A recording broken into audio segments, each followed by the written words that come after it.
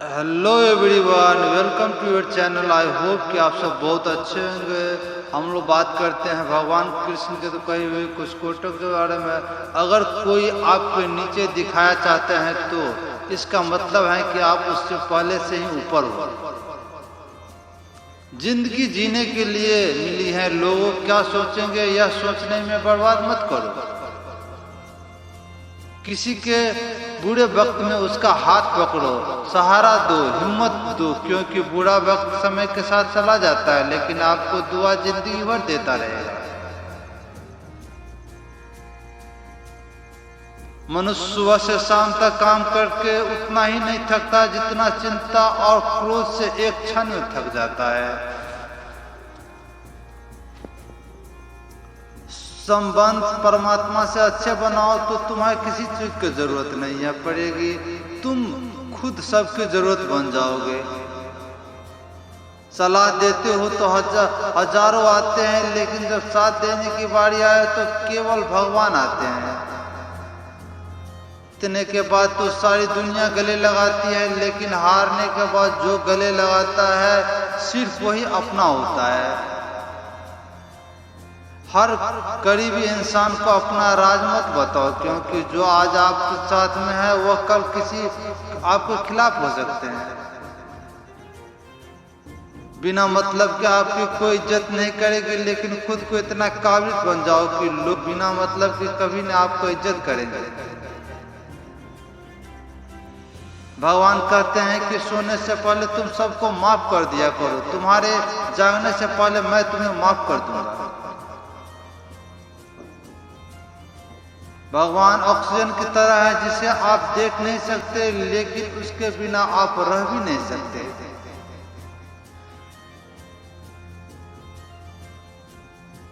कोई और तुम्हारी मदद नहीं कर सकता, अपनी मदद स्वयं करो।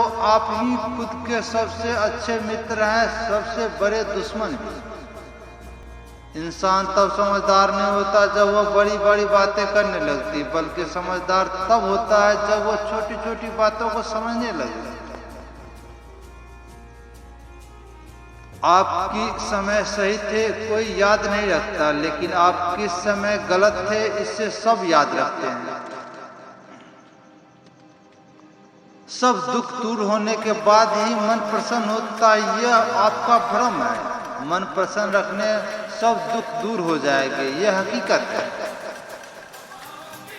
किसी भी व्यक्ति की कोई बात सुनी बुरी लगे तो इस तरह माफ कर दी। व्यक्ति महत्वपूर्ण हो तो बात भूल जाओ, और बात महत्वपूर्ण है तो व्यक्ति को भूल जाओ।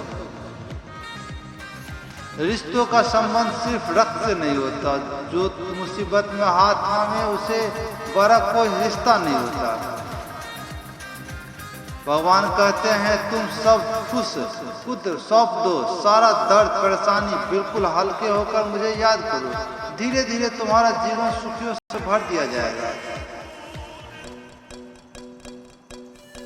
हर रोज रात को सोने से पहले भगवान को अपनी पूरी दिनचर्या की बातें सुने, और अपने द्वारा किसी का दिल दुखा हो तो उसके मन में माफी मांगे। अगर आप किसी के लिए दिया दुखाया है तो उसे माफ करने की सारी चिंता भगवान सौंप दिया। यकीन मानिए इसके आपकी जिंदगी खुशनुमा बन जाएगी।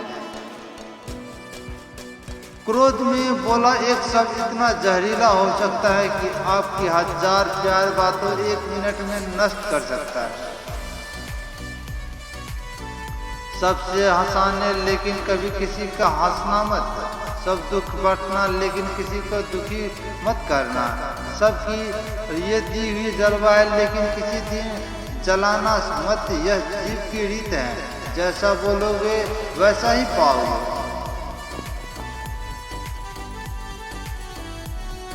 दुआ और प्रार्थना असंभव को भी संभव बना देती है।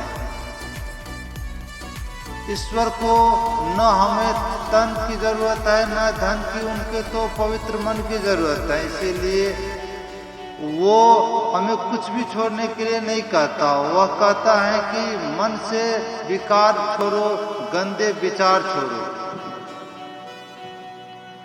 जो आने वाला है वो हमेशा गुजरते हुए कल से बेहतर होगा। यदि एक सोच आपको जीवन में कभी निराश नहीं होने देगी। झूठ भी कितना अजीब है, दुख बोलो तो अच्छा लगता है, दूसरे को बोलो तो गुस्सा आता है। खुशियाँ चाहे किसी के साथ भी बांटो, पर गम हमेशा भरोसेमंद इंसान के साथ ही बांटना चाहिए। जीवन में समय चाहे जैसा भी परिवार के साथ रहो, सुख रहो बढ़ जाता है और दुख को बांट जाता है। सच्चा मित्र वही है जो समय से आपके साथ खड़ा हो, चाहे सारी दुनिया आपके खिलाफ हो। अपने पास जितने भी है उसके लिए बार बार दिल से धन्यवाद को हर वक्त कहे। यकीन मानिए जितना भी है वो बहुत जल्द कई गुना हो जाएगा। प्रार्थना और ध्यान इंसान के लिए बहुत जरूरी है, क्योंकि प्रार्थना भगवान आपकी बात सुनते हैं और ध्यान आपकी भगवान की बात सुनते हैं। श्री कृष्ण से कितना खुद छूटा, पहले मैं छूटी, फिर पिता छूटे, फिर जो नए फंक्शन छूटे, संगीत सारी छूटी, राधा की छूटी, गोकुल छूटा, फिर मथुरा छूटी। कृष्ण के जीवन में हर कुछ न कुछ टूटता रहा।